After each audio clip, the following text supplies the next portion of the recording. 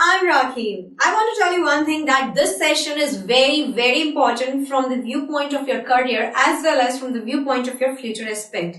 क्यों? As because in this video, I'm going to tell you how to write a job application. कभी ना कभी life में आपने स्ट्रगल किया होगा for a job. And to get the job, you need to write a appropriate, good and specified application letter for the organization you have applied for. ठीक है? So, in today's session, I'm going to tell you how to write the job application via email. So, come along with me.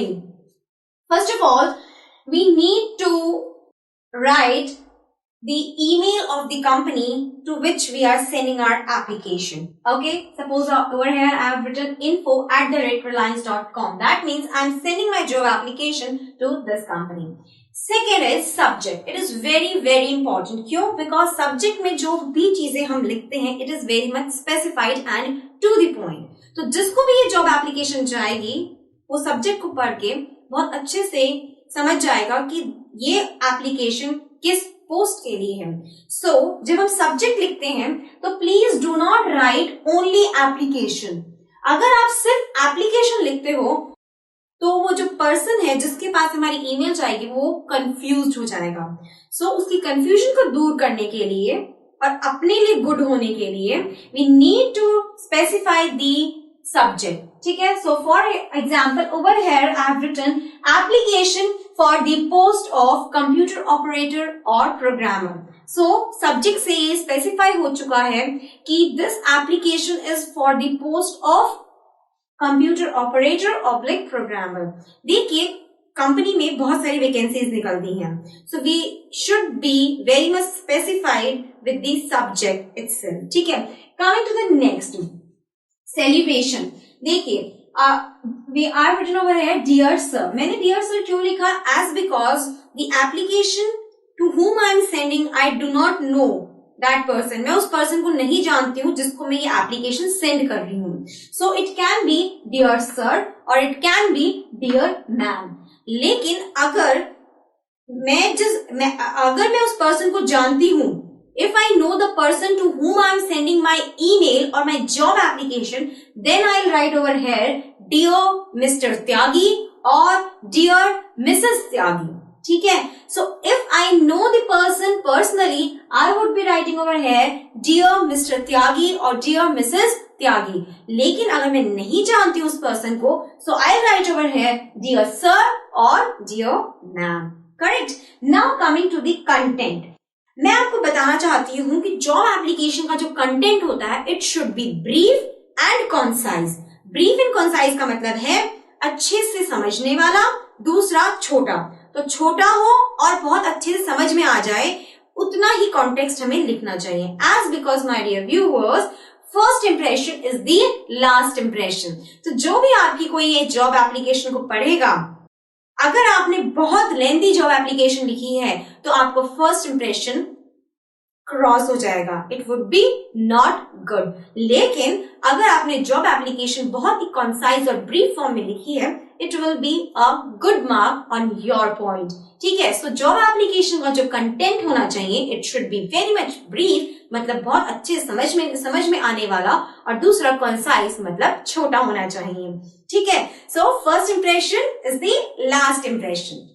Now, coming to the content of the job application. So, dear sir, okay, then I am submitting my application to show my keen interest for the position of computer operator currently available with your organization. आपने सबसे पहले क्या लिखा इसके अंदर कि sir, I am submitting my application. मैं अपनी application submit कर रहा हूँ just to show my interest for the position of computer operator. मैं अपनी एप्लीकेशन आपको सेंड कर रहा हूँ, आपको सबमिट कर रहा हूँ जस्ट टू शो कि मेरा इंटरेस्ट है जो भी आपने पोस्ट निकाली है, फॉर एग्जाम्पल कंप्यूटर ऑपरेटर की, which is currently available with your organisation, जो प्रेजेंटली आपके ऑर्गेनाइजेशन में अवेलेबल है. ओके, नाउ सेकेंड, आप अब इस लाइन में बताएंगे कि आपने ये एडवर्टीजमेंट कहाँ देखा. ठीक है? I saw the advertisement of your organisation in the employment newspaper dated on 23/1 2016। अब आपने इस लाइन में बताया कि आपने इस कंपनी का एडवर्टीजमेंट किस न्यूज़पेपर में देखा। It could be employment newspaper, it could be HT, it could be Times of India, anywhere, whatever newspaper you have watched on this specified day. ठीक है, so I saw the advertisement of your organization in employment newspaper dated on 23/1/2016. It was really eye-catching for me as I am working for the same position since last 6 months. ठीक है, फिर आपने बोला कि ये जो आपकी एडवर्टीजमेंट थी it was very much eye-catching. क्यों? Because I am working for the same post, same position since the last 6 months. ठीक है, अगर आप किसी कंपनी में काम कर रहे हैं तब तो आप लिख दीजिए सिंस लास्ट 6 मंथ, लेकिन अगर आप फ्रेशर हैं तो please do not write your experience because you are not having any experience with you. ठीक है, सो आप प्लीज इतना ही लिखिएगा. It was really eye catching for me as I am working for the same position or I am searching for the same position.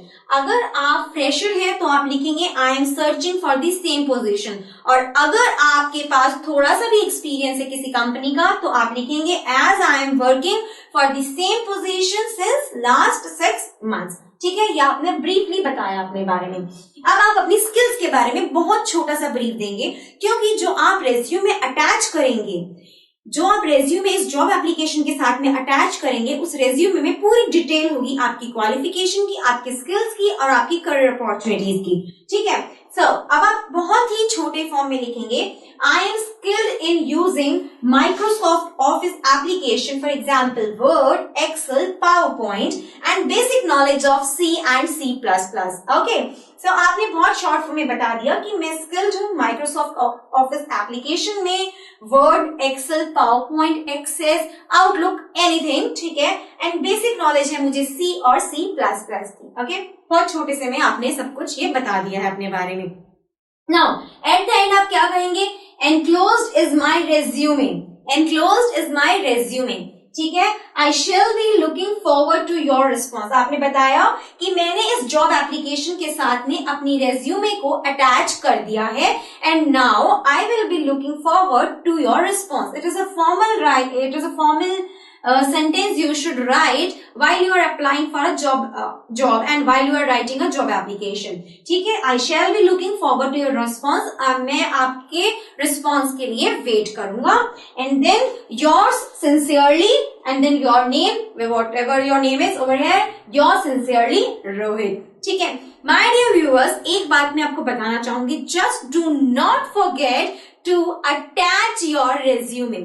It is my personal experience. हम बहुत ज्यादा pressure में होते हैं जब हम जॉब एप्लीकेशन लिख रहे होते हैं, बिकॉज वो जॉब हमारे लिए बहुत ही ज्यादा इंपॉर्टेंट होती है. ठीक है, obviously every job is very important for us if we want a job. ठीक है, सो हम बहुत प्रेशर में होते हैं कि हम किस तरह से जॉब एप्लीकेशन को लिखें, क्या वो जॉब एप्लीकेशन जो हम लिख रहे हैं वो सही है, गलत है, जो भी है, हम इस प्रेशर में होते हैं. और बहुत बार ऐसा होता है कि हम अपना रेज्यूमे जॉब एप्लीकेशन के साथ में अटैच करना भूल जाते हैं, and it is a blunder we all make. So do remember my viewers, do not forget to attach your resume with the job application. Correct? So second thing is that do watch my another video in which I am giving you the guidance and giving you some tips how to write a successful job resume. Okay? Third thing is this, do download this application from the given below link. I have made the same format over there. So it was all about how to write a successful job application via email for your dream job. And best of luck for your job. It's me, Raki, saying you all goodbye.